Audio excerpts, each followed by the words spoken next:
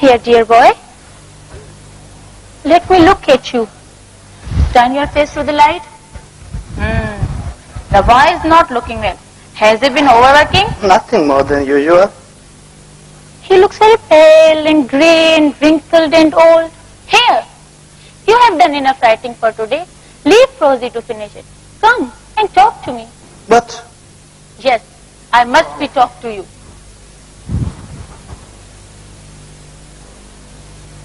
Now you are beginning to look better already.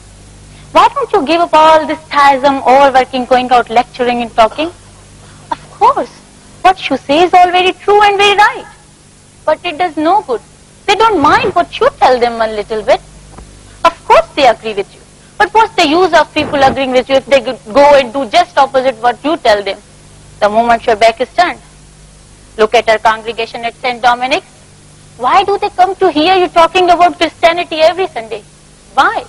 Just because they have been so full of business and money making for 6 days and want to forget all about it and have a rest on 7th so that they can go back fresh and make money harder than ever.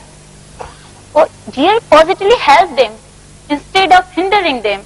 You know very well, Candida, I often blow them up soundly for that. And if there's nothing of their church going but rest and diversion, why don't they try something more amusing, more self-indulgent?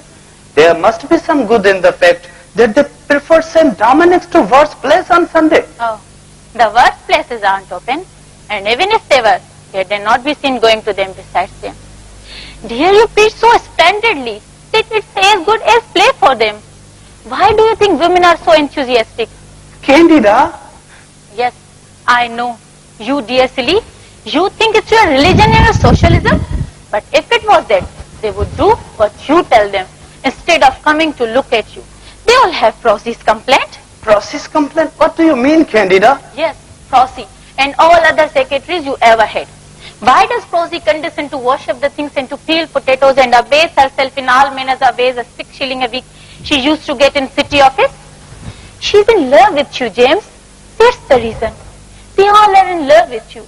And you are in love with preaching because you do it so beautifully. And you think it's your enthusiasm for the kingdom of heaven on the earth? So they do. You, dear silly. Candida, what dreadful, what soul-destroying cynicism. Are you jesting? Or can it be? Are you jealous? Yes, I feel a little jealous for some time. Of Prosy? No. Not jealous of anybody. But jealous for somebody else who isn't loved as he ought to be. Of me? You? Why you are spoiled with love and worship? You get far more than is good for you. No, I mean Eugene. Eugene? It seems unfair that all love should go to you and none to him, although he needs it much more than you do.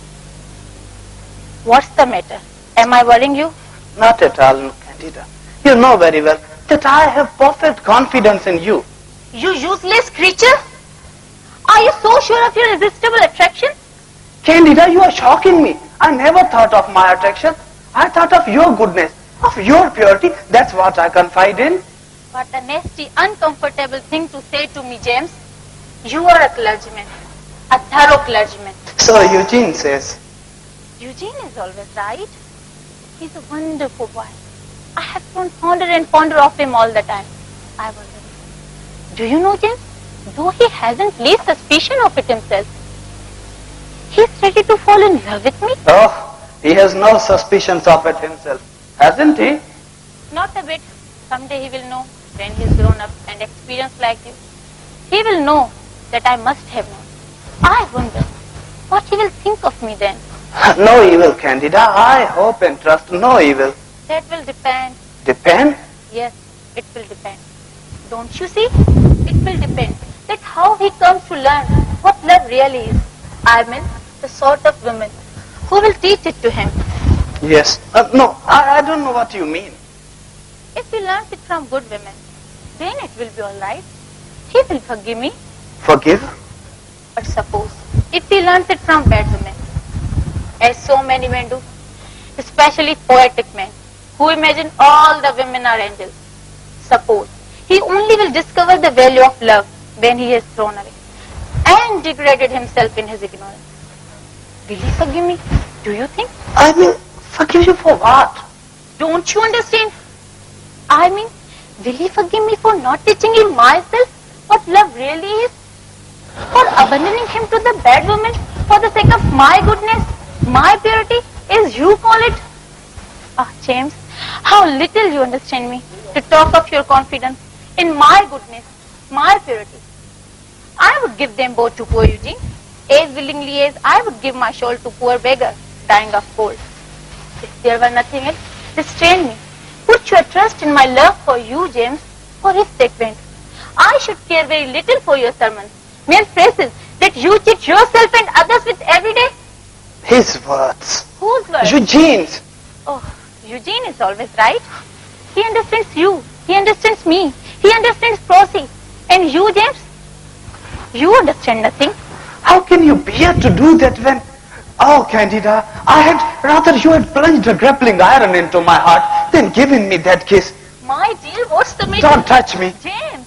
Is anything the matter? Nothing. But this, either you are right in this morning or Candida is mad.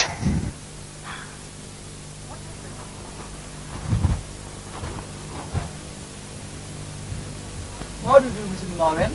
So glad to see you back again. I'm good. You do know Eugene, don't you? Oh yes. How do you do, Mr. Marshbank? Quite well, thank Mr. Luxyman. Mr. Marvin, there is a telegraph for you. Telegraph? Yes. He has been invited to deliver a lecture. He has been given an engagement to speak. Yes, but I can't go. But why, James? Because I don't choose. These people forget that I am a man. They think I am a talking machine. Oh, do go, James. We all will go. Yes, we will all go. Yeah. Rosie, are you coming? Yes, of course, Mrs. Morris. Papa, are you coming? No, he has been calling you married and...